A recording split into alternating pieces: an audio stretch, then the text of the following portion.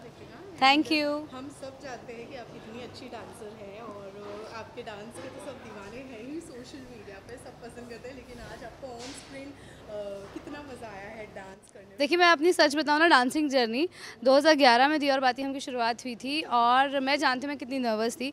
और ये कॉन्फिडेंस आने में ना, वो ख़राब रीलें बना के ना कहीं और मुझे लगता है कि आप बस अपनी जर्नी को देखिए, आप सीखने में लगे रहिए और एक दिन ऐसा आता है जब आपको कॉन्फिडेंस आ जाता है that you have that balance. Because dance में सबसे ज़्यादा आपका पॉस्चर होता है, आपका कोर पे बैलेंस होता है, आपका बॉडी बैलेंस क्या है, आप कितने स्विफ्टली एक पैर से दूसरे पैर पे अपना वज़न शिफ्ट कर पाते हो विदाउट एनी जर्क। तो उन चीज़ों को आने में, बिकॉज आई वॉज लाइक, मैं बाराती डांस ज़रूर करती थी वही आता था मुझे दिल्ली में, और फिर गणपति में हमने यहाँ पे किया, बस वही फ्री स्टाइल जैसा आता है बारात में, जैसे डांस ढोल पे बजता है, बस वही आता था, उसमें भी कोई सीखा वीखा नहीं था। बट 2014 में मैंने ओडीसी फाइनली, जब मुझे ज़्यादा शोज़ आते थे स्टार परिवार में और इस तरह करके, तो मुझे लगा कि नहीं, मुझे थोड़ा जो जल्दी और उठना है और थोड़ा सा हफ्ते में 3 दिन सीखना है या एक दिन हफ्ते में 1 दिन निकालना है एटलीस्ट। तो देखिए, 1 वीक, एक वीक में मैं सिर्फ आधा पौना घंटा 40 मिनट 45 मिनट्स करती थी डांस का या वर्कआउट, उस तरह से डांस का एक क्लास लेती थी। और वो करते करते जब शो बंद हुआ उसका मैं कंटिन्यूस मैंने किया जैसे जैसे मुझे टाइम मिला, on and off. But it's in my mind that I love dancing, I enjoy dancing, but I know कि I am not a best dancer, I am not a train dancer. और आज देखिए कि मैं सच बता रही हूँ कि अब जो मुझे आँखों में जो दिखता है ना, आँखों से सब पता लग जाता है। जब मेरी ऑडियंस मुझे मिलती है, जब मेरे फैंस मुझे मिलते हैं और जब वो मुझे कहते हैं ना कि आप डांस रील कब बनाएंगी, हमें आपकी डांस रील बहुत अच्छी लगती है, स्पेशली ये पिछले साल से ज़्यादा हो रहा है, तो मुझे अब लगता है ना ये जेन्युइन है, मैं जेन्युइनली सही डांस कर रही हूँ। और अब जब मैं करती हूँ तो और भी मुझे मज़ा आता है। अब मैं एक्सप्रेशंस पे भी काम करती हूँ, तो मुझे लगता है it's a journey, it's not a one day thing. It's not कि हाँ किया शुरू, हाँ कुछ लोग होते होंगे बाय बर्थ जो अच्छे डांसर होते ही हैं, बट आई वॉज नॉट, मेरा केस वैसा नहीं था, my case was not the same.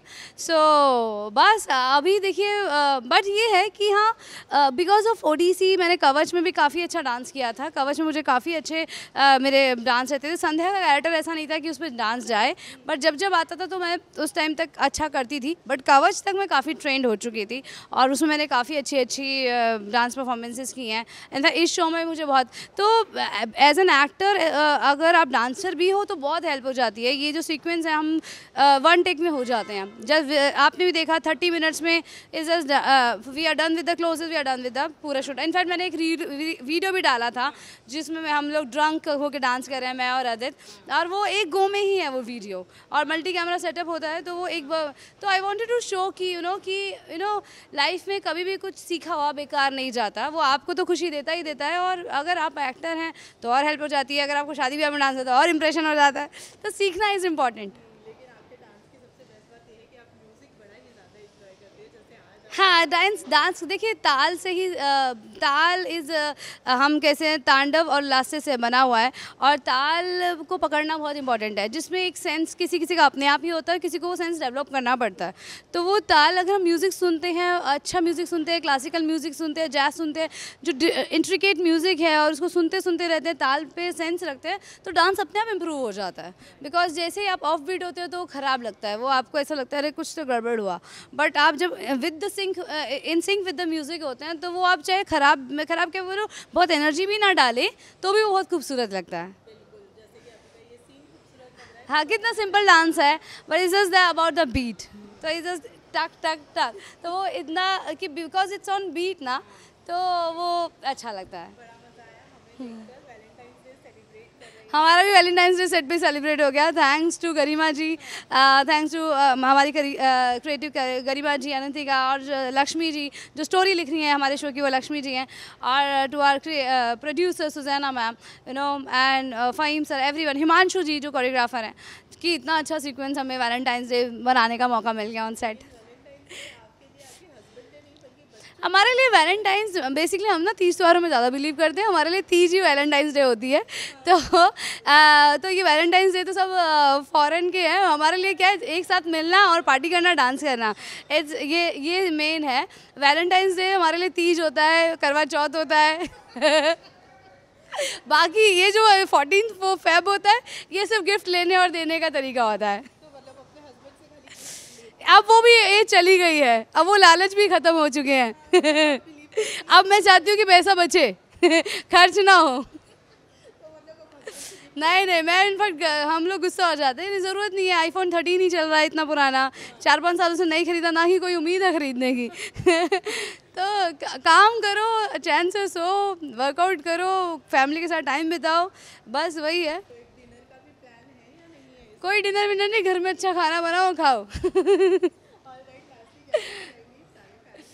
मैं आप सबसे यही कहूँगी कि अपनों के साथ समय गुजारें और अपने काम को रिस्पॉन्सिबिलिटी से लें, जिम्मेदारी से लें, हर चीज़ की को एक ज़िम्मेदार तरीके से करें। अगर आप अपने काम को इज़्ज़त देंगे, अपने परिवार को इज़्ज़त देंगे, तो आप भी सुखी रहेंगे और आपके आसपास के लोग भी सुखी रहेंगे। Take care, God bless you.